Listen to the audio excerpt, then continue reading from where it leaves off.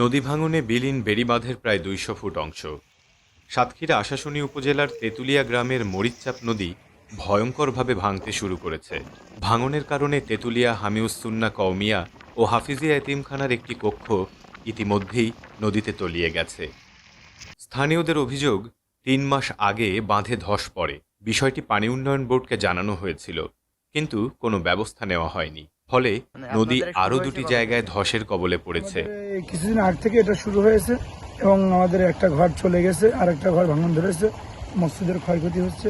আর তা বাদে পানি উন্নয়ন বোর্ড ২ নম্বর, তাদের আমাদের যে পিউনু সাহেব আগের থেকে যে উদ্যোগ নিত, তা এত ক্ষতি আমাদের হতো না। এখন কয়েক লক্ষ টাকা ওটা চলে গেছে 2 দিনে।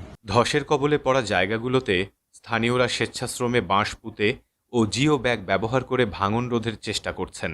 বিলীন হওয়া অংশের পাশে থাকা ভবন থেকে মালামাল সরানোর কাজও চলছে।